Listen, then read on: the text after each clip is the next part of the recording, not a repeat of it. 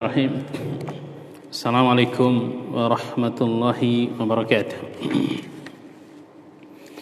Innal hamdalillah nahmaduhu wa nasta'inuhu wa nastaghfiruh wa na'udzu billahi min shururi anfusina wa min sayyiati a'malina.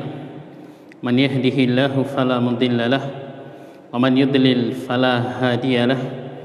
Asyhadu an la ilaha illallah wahdahu la syarika lahu wa asyhadu anna Muhammadan abduhu wa rasuluh. Ya ayyuhalladzina amanu taqullaha haqqa tuqatih wa la tamutunna illa wa antum muslimun. Ya ayyuhan nasu taqu rabbakumul ladzi khalaqakum min nafsin wahidah wa khalaqa minha zawjaha wa batha minhuma rijalan katsiran wa nisaa'a wattaqullaha alladzi tasaaluna bihi wal arham innallaha kana 'alaikum raqiba.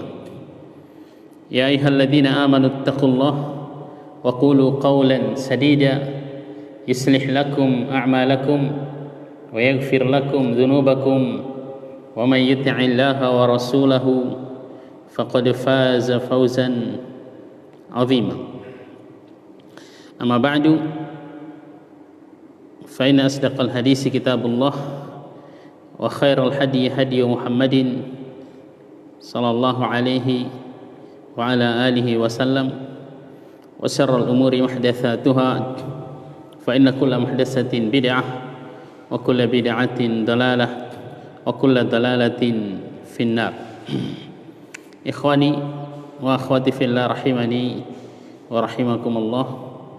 Alhamdulillah, kita bersyukur kepada Allah Subhanahu wa taala atas segala nikmat yang Allah Subhanahu wa taala berikan kepada kita semua, yang dengan nikmatnya pada malam hari ini kita bisa bermajlis kembali. Semoga Allah Subhanahu wa taala mencatat apa yang kita lakukan ini sebagai amalan saleh. Kemudian salawat dan salam kepada Nabi Muhammad, kepada keluarganya, para sahabatnya dan orang-orang yang mengikuti petunjuk mereka dalam mengamalkan ajaran Islam sampai datangnya hari kiamat. Semoga kita semua termasuk dalam barisan orang-orang yang senantiasa berusaha untuk meneladani Rasulullah sallallahu alaihi wasallam, meneladani para sahabat beliau dalam kita mengamalkan ajaran agama kita yang mulia ini. Ikhwani wa akhwati fillah rahimani wa rahimakumullah. Kita lanjutkan kajian kita membaca kitab Al-Qawaid wal Usul Al-Jami'ah yang ditulis oleh Syekh bin Nasir As-Sa'di rahimahullah, yang pada pertemuan kemarin kita sudah menyelesaikan bahas kaidah yang keempat yang disebutkan oleh Syekh, yaitu kaidahnya al-wujubu yata'allaqu bil istita'ah, kewajiban dalam syariat berkaitan dengan kemampuan. Fala wajiba ma'al ajzi, maka tidak ada kewajiban bagi orang yang tidak mampu. Wala muharrama ma'ad darurah, tidak ada yang haram bagi orang yang dalam kondisi darurat atau dalam kondisi dalam keadaan terpaksa. Kemudian kita sudah mulai membahas kaidah kelima yang disebutkan oleh Syekh. Kata beliau, asy-syari'atu mabniyatun ala aslain. Syariat ini, syariat Islam itu dibangun di atas dua usul, dua pondasi dasar. Al-ikhlasu lil ma'bud, ikhlas kepada yang diibadahi, itu kepada Allah Azza wa Jalla, itu pondasi yang pertama. Pondasi yang kedua, wal mutaba'atu lir rasul, mutaba'ah kepada Rasulullah sallallahu alaihi wasallam. Pada pertemuan kemarin kita sudah sedikit bahas tentang yang dipaparkan oleh Syekh ketika membahas kaidah ini. Kita baca ulang. Kata Syekh rahimahullah, Al-qaidatu al-khamisatu asy-syari'atu mabniyatun al-aslain al-ikhlasu lillah wal mutaba'atu li Rasulillah sallallahu alaihi wasallam. Kata beliau, hadani al-aslani syartun likulli amalin diniyin zahirin ka'aqwalil lisan wa a'malil jawarih wa batinin ka'amalil qulub. Dua pondasi ini adalah syarat untuk semua amalan dalam agama kita, baik itu amalan yang nampak seperti ucapan lisan, membaca Al-Quran, berzikir, membaca tahlil, tahmid, tasbih, itu harus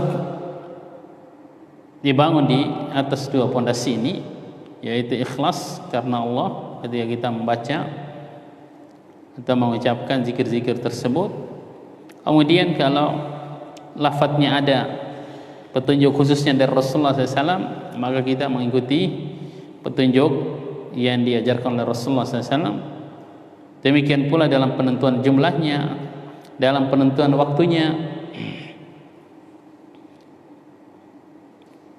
Wa amalil jawarih, atau amalan-amalan anggota badan seperti salat.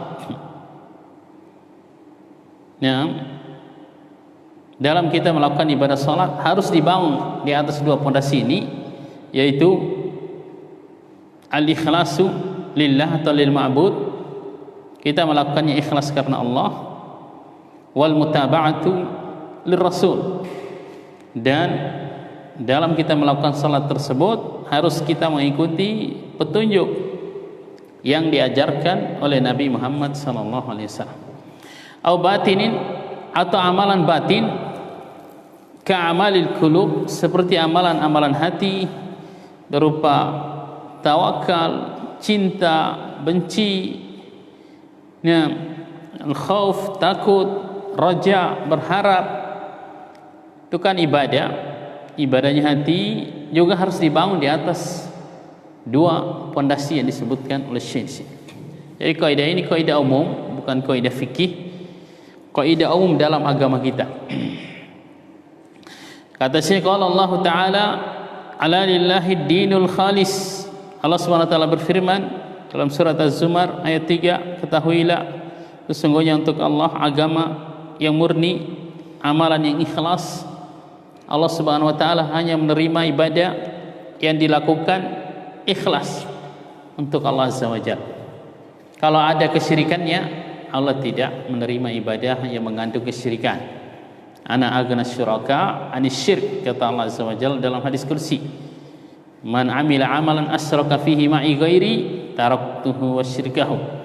Siapa yang melakukan amalan yang dalam amalannya itu dia menyekutukan aku dengan selainku, kata Allah, maka aku tinggalkan amalannya itu, tidak diterima oleh Allah Azza wa Jalla.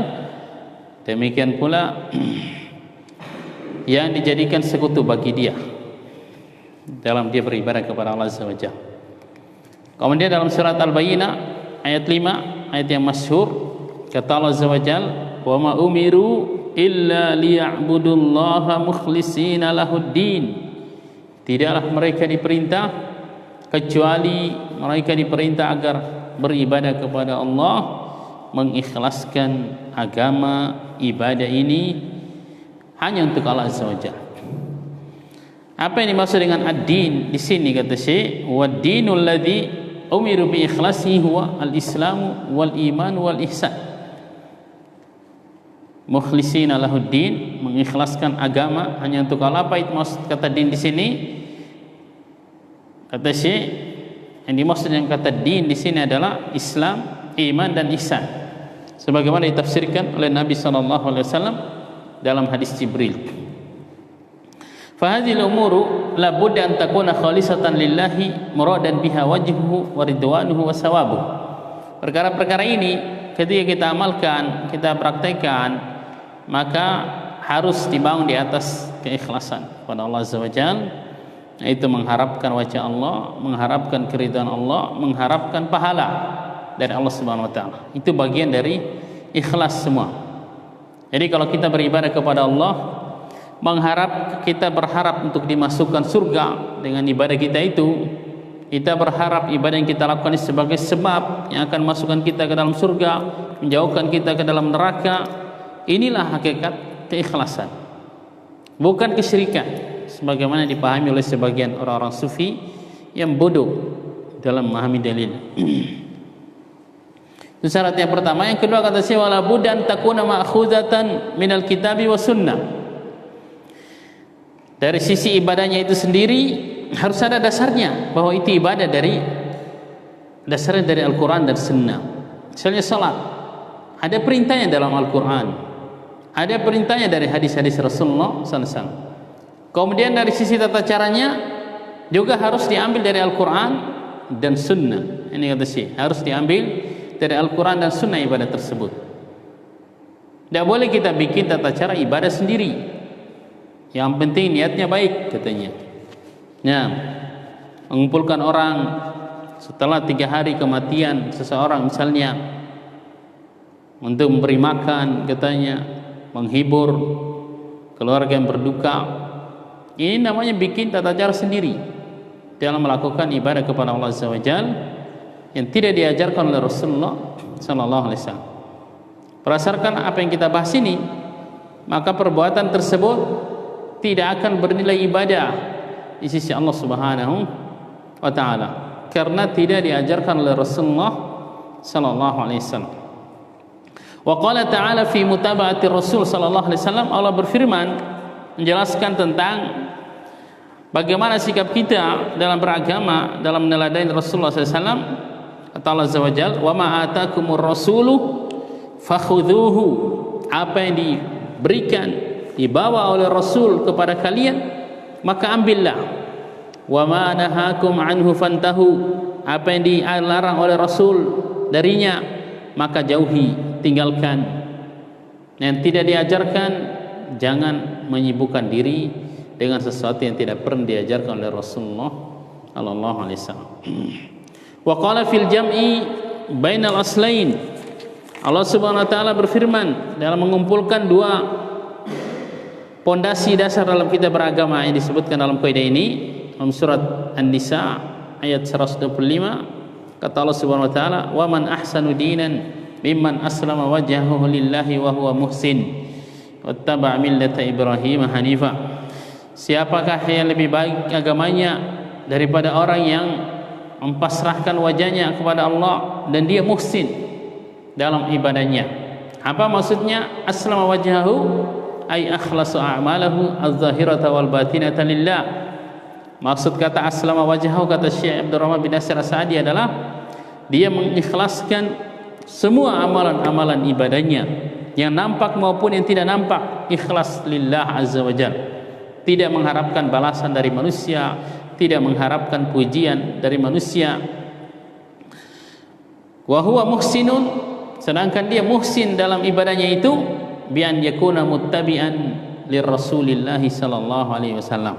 Jadi maksud kata muhsin di sini adalah dia mengikuti petunjuknya Rasulullah sallallahu alaihi wasallam dalam ibadahnya. Ya, jadi ayat ini ayat 125 dalam surat An-Nisa dan beberapa ayat dalam Al-Quran yang menunjukkan dua syarat mutlak ibadah dalam agama kita.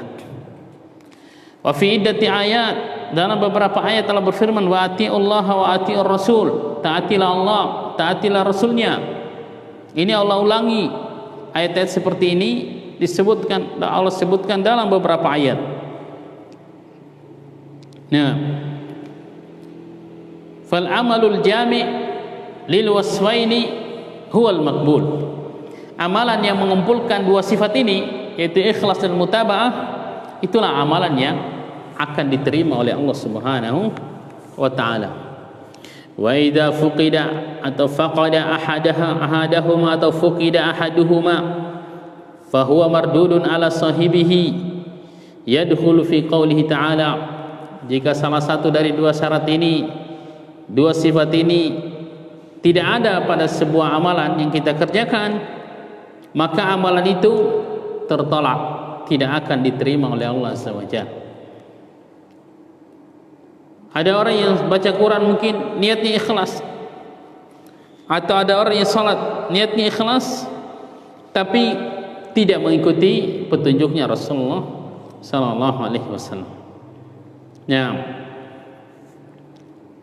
Maka salatnya tidak bernilai ibadah di sisi Allah Subhanahu wa taala. Atau salatnya sudah sesuai dengan petunjuknya Rasulullah sallallahu alaihi wasallam, tapi dia mengerjakan ibadah itu niatnya bukan karena Allah, tapi niatnya agar dipuji oleh orang.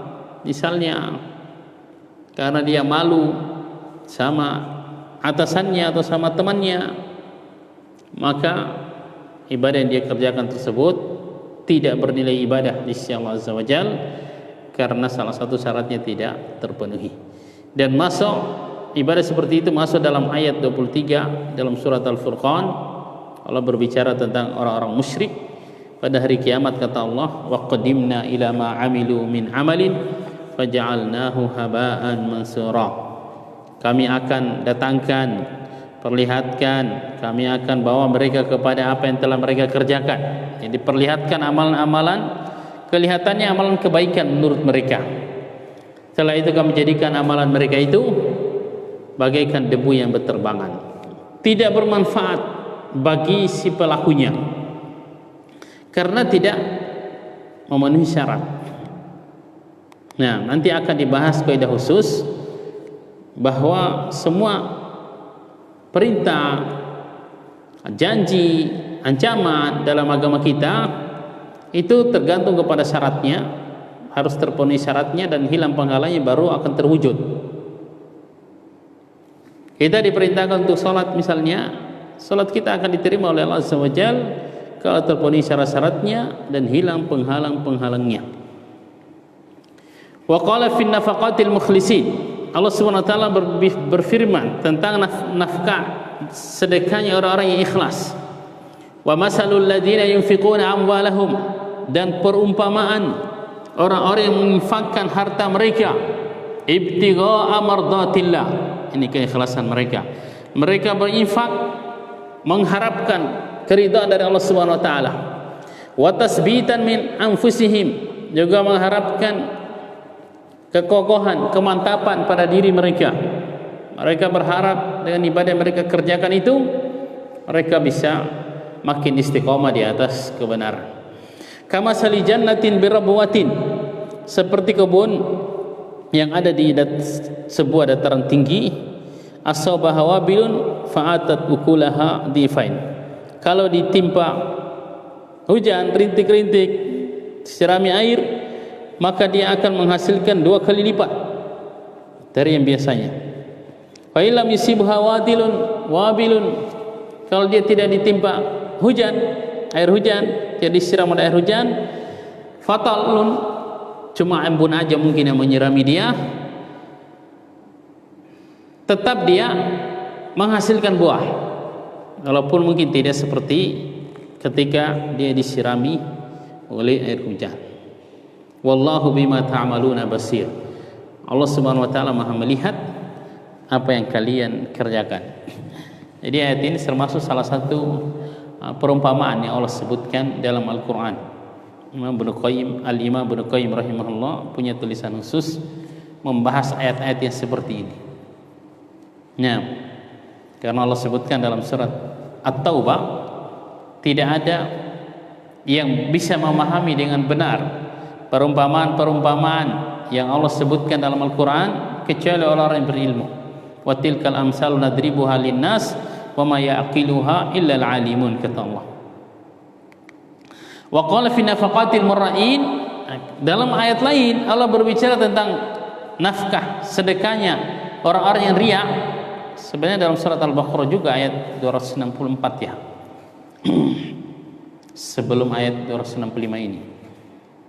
Mirip dengan dalam surat An-Nisa ayat 38.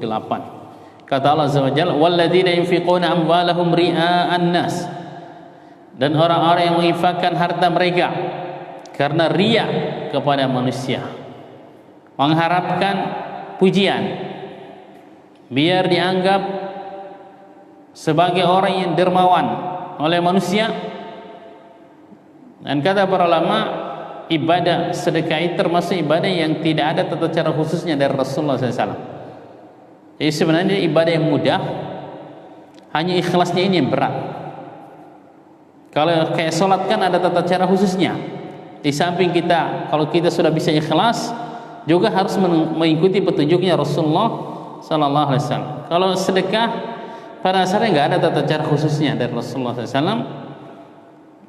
Jadi yang paling penting dia adalah bagaimana kita bisa ikhlas dalam memberikan. Dan ini berat karena sedekah itu termasuk ibadah yang biasanya dilihat oleh orang.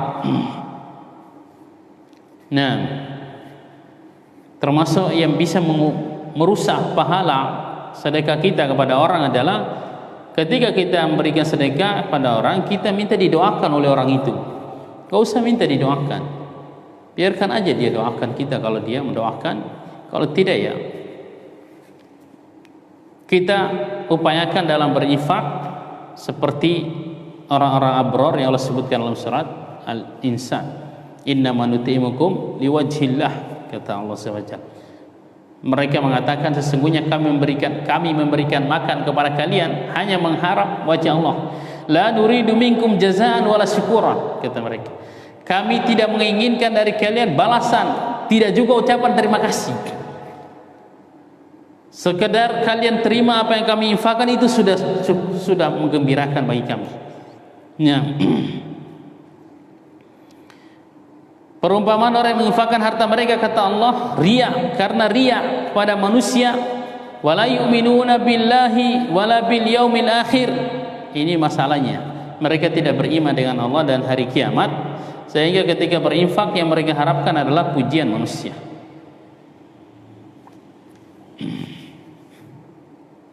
Kalau dalam surat Al-Baqarah sih lebih jelas, kama salis safwanin alaihi turabun fa asabahu wabilun.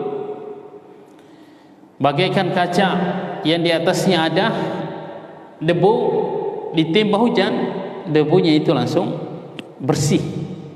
Seperti itu pahalanya orang yang berinfak karena riya dan tidak beriman dengan hari kiamat. Tapi dalam surat An-Nisa Allah mengatakan, wa may yakunis syaitanu lahu qarinan fasa'a qarinan. Siapa yang setan sebagai teman dekatnya, maka setan itu seburuk-buruk teman dekat. Maksudnya orang yang berinfak dalam keadaan riya, yaitu orang yang terjerumus dalam perangkap-perangkap setan. Ini saya sebutkan ayatnya dalam surat Al-Baqarah. Sebenarnya dalam kitab aslinya Syekh Abdurrahman bin Nasir Sa'di enggak ada. Jadi saya tambahkan karena ini lebih jelas. Kata Allah Azza wa Jalla, ya ayyuhalladzina amanu la tubtilu sadaqatikum bil manni wal adha. Wahai orang-orang yang beriman, jangan kalian membatalkan pahala sedekah kalian dengan mengungkit-ungkit, merasa berjasa kepada orang yang diberikan sedekah, wal adha, menyakiti orang yang diberikan sedekah. Itu termasuk pembatal-pembatal sedekah. Kalladzi yunfiqu malahu ria'an nas, ini kata Allah, seperti orang yang menginfakkan hartanya riya kepada manusia. Wala yu'minu billahi wal yaumil akhir, dia tidak beriman dengan Allah, tidak beriman dengan hari akhir. Famasaluhu kamasali safwanin, perumpamannya itu bagikan kaca, alaihi turab, di atasnya ada debu, fa asabahu wabilun, kaca itu ditimpa oleh hujan, fatarakahu salda, sehingga kaca itu menjadi bening, licin, enggak ada apa-apanya di atasnya. La yaqdiruna ala syai'in mimma kasabu, mereka tidak mampu untuk mendapatkan manfaat apapun dari apa yang mereka usahakan ketika pada hari kiamat kelak, terutama ini orang-orang yang riya. Wallahu la yahdil qaumal kafirin, dan Allah tidak memberikan petunjuk kepada orang-orang kafir. Silman banyak Syekh Abdurrahman bin Nasir Sa'di ini menyebutkan dalil-dalil tentang kaidah ini. Ini kaidah penting yang harus dipahami oleh setiap muslim. Wa qala sallallahu alaihi wasallam fil hijrah allati hiya min afdalil a'mal. Rasulullah SAW bersabda tentang hijrah yang dia merupakan ibadah, termasuk ibadah yang paling afdal. Wa tafawutuha bi tafawutil ikhlas wa adamihi. Orang yang melakukan ibadah ini akan bertingkat-tingkat sesuai dengan keikhlasan yang ada di hati mereka, dan tidak adanya ikhlas. Faman kanat hijratuhu ila Allah wa rasulih, kata Rasulullah SAW, fa hijratuhu ila Allah wa rasulih. Siapa yang hijrahnya kepada Allah dan Rasulnya, niatnya ikhlas karena mengikuti syariat, maka dia akan mendapatkan sesuai dengan yang dia niatkan. Wa man kanat hijratuhu ila dunya yusibuha. Siapa yang hijrahnya karena dunia yang ingin dia dapatkan, aw imra'atin yankihuha, atau niatnya karena ingin menikahi wanita di tempat yang dia akan hijrah, fa hijratuhu ila ma hajara ilaih, maka hijrahnya kepada yang dia niatkan. Dunia aja yang dia dapatkan. Ini pentingnya keikhlasan. Wasu'ila 'anil rajuli, Rasulullah SAW juga pernah ditanya tentang seseorang yuqatilu suja'atan, dia berperang karena dia seorang pemberani. Jadi dia kemudian perang karena memang dia suka perang. Dia orang yang jago dalam berperang, tidak ada niat untuk membela meninggikan kalimat Allah Azza wa Jalla. Wa yuqatilu hamiyatan, juga orang yang berperang karena membela kaumnya. Wa yuqatilu liyura makanuhu, Rasulullah SAW ditanya juga tentang orang yang berperang agar dilihat kedudukannya, bahwa dia ternyata orang yang hebat dalam berperang. Ayu dzalika fi sabilillah, siapa di antara tiga golongan ini yang dia jihadnya, berperangnya di jalan Allah? Kata Rasulullah SAW, man qatal litakuna kalimatullahi hiyal ulya fahuwa fi sabilillah. Siapa yang berperang niatnya untuk meninggikan kalimat Allah Azza wa Jal, itulah yang dia berjihad di jalan Allah Azza wa Jal. Adapun niat-niat yang lainnya, maka dia bukan fisabilillah. Ini pentingnya niat, ikhlas. Faman kana qasduhu fi jihadihi al-qawli wal fi'li nasrul haq, kata Syekh Abdurrahman bin Nasir Sa'di. Siapa yang niatnya dalam jihadnya, siapa dalam jihadnya dia berniat untuk menolong kebenaran, meninggikan kalimat Allah, fahuwal mukhlis, maka dialah yang ikhlas. Siapa dalam jihadnya berupa ucapan atau jihad berupa perbuatan, niatnya dia untuk membela kebenaran, maka dialah orang yang ikhlas. Wa man kana qasduhu wa gharduhu ghaira dzalik, siapa yang niatnya selain itu, falahu ma nawa, maka dia akan mendapatkan sesuai dengan dia niatkan. Wa amaluhu ghairu maqbulin, dan amalannya tidak akan diterima oleh Allah Subhanahu wa taala. Qala Allah taala fi amal faqidati lil mutaba'ah, Allah berfirman tentang amalan yang hilang padanya sifat mutaba'ah, yang tidak sesuai dengan yang dicontohkan oleh Rasulullah sallallahu alaihi wasallam. Allah berfirman dalam surat Al-Kahfi, qul hal nunabbiukum bil akhsarina amala, katakan kepada mereka, maukah kalian kami kabarkan dengan orang-orang yang paling merugi amalannya? Alladzina dhalla sa'yuhum fil hayati dunya wa hum yahsabuna annahum yuhsinuna sun'a, yaitu orang-orang yang sia-sia apa yang telah mereka usahakan di dalam kehidupan dunia. Di akhirat kelak mereka tidak mendapatkan manfaat apa-apa dari apa yang telah mereka kerjakan itu, padahal dulu mereka mengira bahwa mereka telah berbuat baik. Kata Syekh Abdurrahman bin Nasir Sa'di, yang dimaksud dengan ayat ini adalah orang yang melakukan ibadah tapi tidak sesuai dengan yang dituntunkan, yang diajarkan oleh Rasulullah sallallahu alaihi wasallam. Ada yang berdakwah dengan musik misalnya, dengan nyanyian, walaupun dia capek, mungkin katanya bisa memberikan hidayah kepada sebagian orang, tetapi amalannya tidak akan diterima oleh Allah Subhanahu wa taala karena menyelisih petunjuknya Rasulullah sallallahu alaihi wasallam. Nah, kata Ibnu Katsir ketika menafsirkan ayat ini, semua ahlu bid'ah masuk dalam ayat ini. yaitu mereka termasuk orang-orang yang merugi amalannya, yang sia-sia apa yang mereka kerjakan di dunia ini, padahal mereka mengira bahwa mereka telah berbuat baik. Wa qala fa in lam yastajibu laka, Allah berfirman, kalau mereka tidak memenuhi mengikuti ajaranmu, fa'lam annama yattabi'una ahwa'ahum, ketahuilah sesungguhnya mereka mengikuti hawa nafsu mereka. Jadi siapapun yang menyelisihi petunjuknya Rasulullah SAW dalam beragama, maka dia adalah ahlu ahwa, pengikut hawa nafsu. Wa man adallu mimman ittaba hawa bighairi hudan minallah, siapakah yang lebih sesat daripada orang yang mengikuti hawa nafsunya yang tidak berdasarkan petunjuk dari Allah Subhanahu wa taala. Innallaha la yahdil qaumadz zalimin, sesungguhnya Allah Subhanahu wa taala tidak akan berikan petunjuk kepada orang-orang yang zalim. Fal a'malu shalihatu kulluha idza waqa'at minal mura'in fahiya batilah. Amalan-amalan ibadah, semuanya ibadah apapun, kalau dilakukan oleh orang yang riya, seseorang melakukan ibadah itu karena mengharapkan dipuji, dilihat oleh manusia, maka berubah ibadah itu menjadi ibadah yang batil.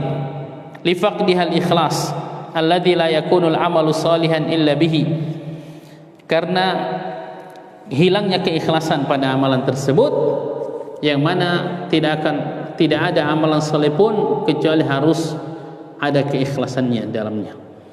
Atau tidak ada ibadah yang kita katakan sebagai amalan saleh kecuali harus dilakukan ikhlas karena Allah Azza wa Jalla. Wal a'malu allati yaf'aluha al-'abdu lakinnaha ghairu masru'ah, amalan-amalan yang dilakukan oleh hamba akan tetapi tidak disyariatkan, tidak ada petunjuknya dari Nabi sallallahu alaihi wasallam, fahiya batilatun, maka itu juga termasuk amalan yang batil.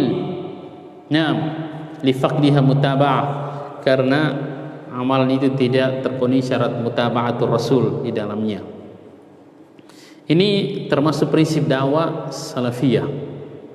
Makanya kita ngaji tauhid, ngaji fikih, ini dua syarat ini sebenarnya. Jadi untuk mewujudkan keikhlasan, ya harus ngaji tauhid, harus mengetahui tauhid, kesyirikan secara detail. Nah, kemudian dipraktekkan, diamalkan tauhid itu. Untuk bisa mutaba'ah harus belajar fikih, belajar hadis-hadis Rasulullah sallallahu alaihi wasallam. Kalau enggak bisa.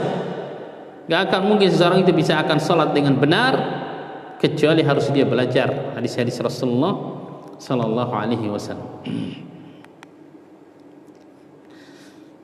Saya simpulkan beberapa pembahasan yang agak panjang tadi, bahwa syarat mutlak setiap ibadah dalam agama ini adalah harus dilakukan ikhlas karena Allah Azza wa Jalla dan dengan tata cara yang sesuai dengan tuntunannya Rasulullah sallallahu alaihi wasallam.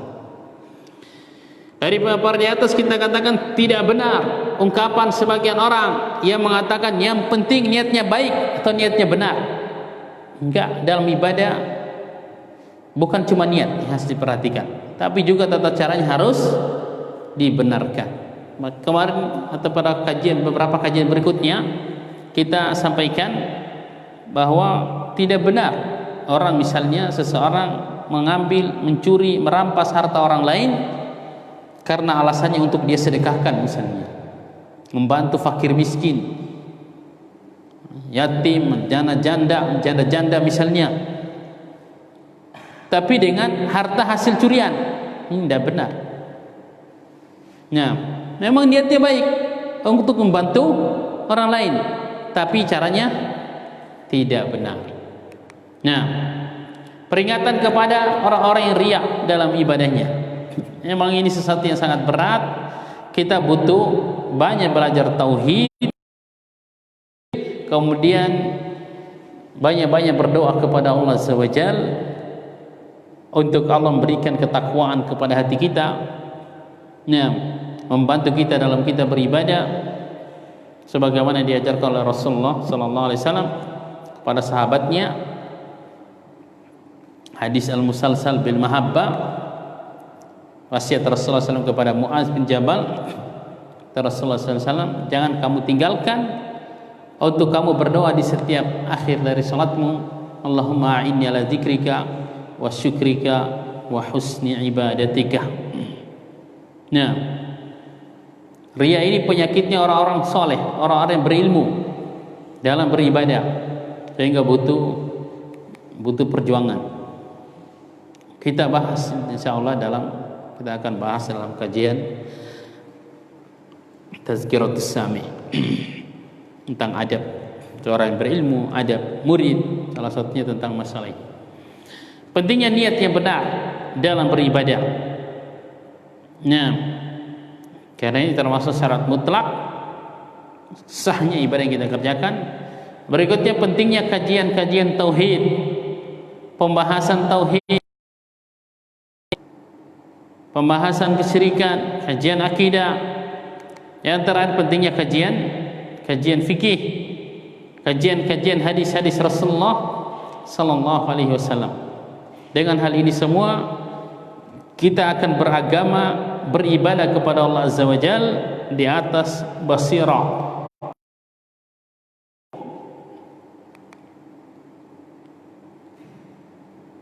Masih panjang pembahasannya, masih tersisa waktu. Kita baca yang bisa kita baca.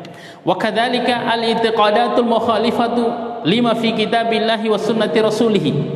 Demikian pula kata Syekh Abdurrahman bin Nasir As-Sa'di, semua keyakinan-keyakinan yang menyelisihi apa yang ada dalam Al-Qur'an dan sunnah, ka'tiqadi ahli bidah, ka'tiqadati ahli bidah al-mukhalifati lima alaihi rasul wa ashabuhu kulluha mardudatun.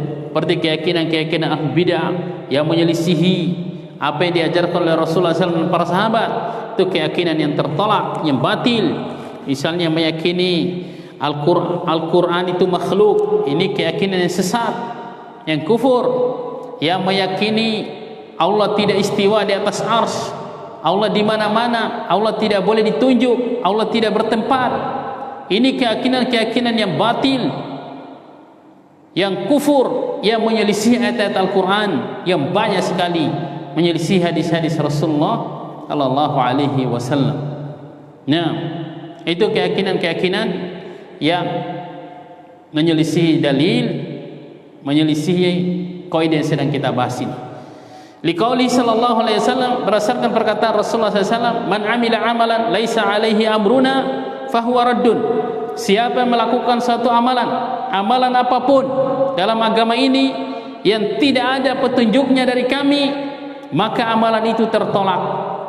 Mau keyakinan amalan itu, mau ucapan, perbuatan anggota badan, kalau tidak diajarkan oleh Rasulullah SAW, maka itu bukan ibadah, walaupun pelakunya telah capek dalam mengerjakan amalan tersebut, mengorbankan harta, mengorbankan pikiran, waktu.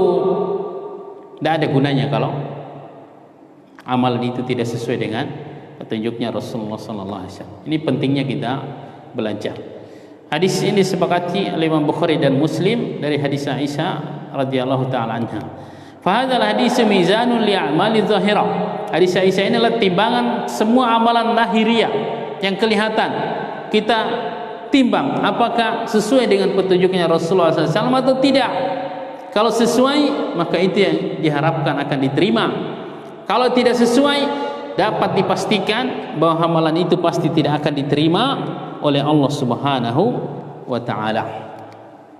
Kama anna hadisa Umar bin Khattab radhiyallahu taala anhu dari Rasulullah SAW, innamal a'malu binniyat wa innamal likulli imri'in ma nawa mizanul a'mal batinan. Ini adalah timbangan amalan-amalan batin, niat seseorang. Fal ikhlasu lillahi fi kulli syai'in huwa alladhi waradat fihi nususul kitabi was sunnati fil amri bihi. Mengikhlaskan amalan hanya untuk Allah dalam semua ibadah yang kita kerjakan, inilah yang dalil-dalil ayat Al-Quran dan hadis-hadis Rasulullah SAW datang dengan memerintahkan hal ini. juga menjelaskan keutamaannya, menjelaskan buahnya, menjelaskan kebatilan amalan apapun yang tidak ada keikhlasan di dalamnya. Amma niyatu nafsil amal fahada wa in kana la budda minhu fi kulli amal lakinnahu hasilun min kulli amilin ma'ahu ra'yuhu wa qasduhu. Adapun niat untuk melakukan amalan tertentu, jadi niat itu ada dua kata para ulama, niatul amal wa niatul ma'mul. Niatul amal itu adalah misalnya kita sholat zuhur, kita sholat maghrib atau isya, kita niatkan, itu niatul amal namanya. Niat saya ini sholat maghrib, sholat isya misalnya, dari rumah kita sudah niatkan itu misalnya, bahwa saya ke masjid mau sholat maghrib berjamaah misalnya, itu namanya niatul amal. Ini kata Syekh, walaupun memang diperintahkan juga, tapi pada asalnya setiap orang yang waras, yang sudah balik, dia pasti memiliki niat dalam semua amalan dia kerjakan. Nah, adapun niatul ma'mul, nah ini harus belajar memang. Maksudnya kita dalam kita mengamalkan sesuatu ibadah itu, ini untuk siapa kita? Untuk apa kita melakukan ibadah ini? Niat ma'mul maksudnya diperintahkan adalah kita melakukan sebuah ibadah itu ikhlas karena Allah Subhanahu wa taala. Li'annahu al-qasdu, karena niat amal itu adalah maksud amalan hati. Kullu akilin yaksidul amal alladhi ya'maluhu wa yubashiru. Setiap orang yang berakal pasti dia niatkan, dia tuju apa yang akan dia kerjakan nanti. Mau makan ke, mau tidur, otomatis kata saya sudah diniatkan. Itu namanya niatul amal. Yang banyak diperintahkan oleh dalil adalah niatul ma'mul, yaitu kita mengikhlaskan ibadah hanya kepada Allah Azza wa Jalla. Walihadza kanat inayatu syari fil awal. Oleh karena ini yang paling diperhatikan oleh syariat, ayat dan hadis adalah niat yang pertama, yaitu ikhlas, namanya niat ma'mul. Wa fi tahqiqihi, bagaimana mewujudkan hal itu, bagaimana memurnikannya dari segala perusak-perusaknya. Ini dijelaskan oleh para ulama biasanya dalam hadis innamal a'malu binniyat. Kama anna hadzal asl yasmalu jami'al ibadat fakadzalika al muamalat. Sebagaimana kaidah yang sedang kita bahas ini mencakup semua ibadah yang kita kerjakan, demikian pula masuk dalam kaidah ini semua muamalah, jual beli, pernikahan, sewa menyewa, dan akad-akad yang lainnya. Semuanya harus mengikuti petunjuknya Rasulullah SAW. Yang menyelisih petunjuknya Rasulullah SAW, maka akad itu akad yang batil, fasid, tidak berlaku konsekuensinya. Ini sayangnya sudah mau azan. Kayaknya nanti kita lanjutkan besok pembahasan kaidah tentang masuknya kaidah ini dalam bab muamalah. Nah, karena sudah azan, nanti kita bahas pada pertemuan berikutnya tentang masuknya atau tentang kaitan kaidah bahwa agama kita dibangun di atas dua pondasi besar ini. Juga masuk di dalamnya adalah kajian-kajian fikih muamalah. Harus diperhatikan petunjuk Rasulullah SAW. Siapa yang melakukan jual beli yang terkandung di dalamnya larangan syariat, maka jual belinya itu fasid, tidak sah akadnya. Nah, harus dikembalikan misalnya, maka pelakunya itu berdosa misalnya, nanti akan dipaparkan oleh Syekh rahimahullah. Mungkin itu yang bisa kita bacakan, kita sampaikan pada malam hari ini. Kita lanjutkan pada pertemuan berikutnya. Kita tutup dengan doa kafaratul majelis. Subhanakallahumma wa bihamdik asyhadu an la ilaha illa anta astaghfiruka wa atubu ilaik. Wassalamualaikum warahmatullahi wabarakatuh.